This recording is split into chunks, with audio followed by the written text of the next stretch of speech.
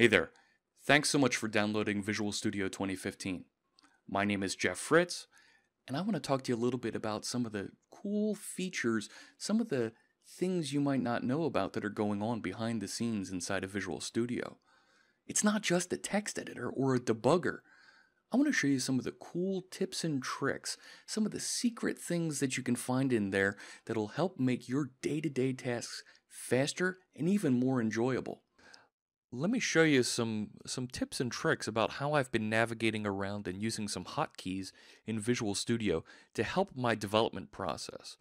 I'm actually here in the middle of this home HTML file writing a footer, a disclaimer that I want to appear at the bottom of every page here, and I want it to appear in this H6 tag, but you know what? I want to surround that with a footer tag, and I could do that by just starting to type footer and then having to navigate around and find the end.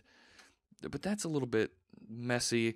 If I have a lot of tags that I want to surround, I can just highlight that content and then using the Alt-Shift-W hotkey, pop in there new tags that surround it. This is the surround with command. And I can easily rename this to footer. And you can see it even renamed my end tag as well. I'll add a CSS class for this, and I want that to actually be the footer. Now check this out. I've got a series of CSS classes that have appeared here that Visual Studio has detected are accessible to this page, and it's even got these two at the bottom, and the one I want is this panel footer, but notice how it has this B logo in front of it. That is Visual Studio telling me that this CSS class came out of the Bootstrap CSS framework. Great. So I won't be confused when I choose the classes that I want to use, and I can have confidence that they came from that reference library. So I'll save that. Now, something else I was working on was over here in my dinners controller. I've got this endpoint called getPopularDinnersAsync. Now, it's calling into a repository, and I'm not sure it's actually executing this properly. So let me check this repository object. Well, that's an iNerdDinner repository. Let me navigate to that. I'll do that by pressing F12, and it navigates to the definition of that variable, right, of this field level variable inside my class, and it's referencing an iNerdDinner repository. Well, that's an interface. Well, how do I see the actual concrete implementation of that? Well, Visual Studio has a feature to help me with that. If I hold down Control F12, it'll go to the concrete implementation of that interface. And here I am inside of the NerdDinner repository. Cool. So now I can actually go find that method where it's getPopularDinnersAsync. And I want to make sure that this method is actually called. So let me go back over to my tests. And I've actually started writing a test for this where I'm going to mock up a collection of dinners that are going to be returned when this method is called on my NerdDinner repository. So I've actually, well, you know what? I'd rather create my mock objects here first. And let me put that list of results down here a little bit.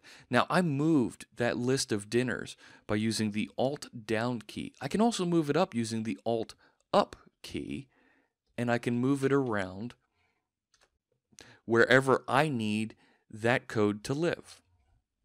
Well, that was easy to do. Now, you know what? Let's actually run this unit test. I'm using the XUnit library here. It's a NuGet package that I can bring in and add to my project. You know what?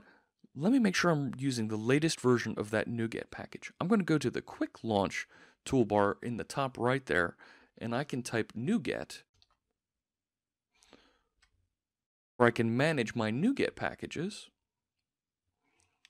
And here's the list of installed packages in this project. And when I take a look, yeah, I guess I'm okay using the Preview 2 version. Okay, let me close that. And now I can run my unit test by going back into that quick launch and saying test run, and I can choose to run all tests in my project. It's going to build my application, and I'll get this test runner appearing with a list of the tests that it's going to run and a little progress bar that shows me how far it is in running my tests. And there it is, my test ran successfully. Cool. So I've got unit testing built into Visual Studio. Another thing that I've got built in here is this Task Runner Explorer. And I've actually got some NPM scripts in here and a gulp file configured, and I can right-click on the tasks that are inside of each of these configuration files, and I can actually connect that task to run after my C# project builds or before my C# project builds. I've even got my npm install command here configured to run whenever I open my project.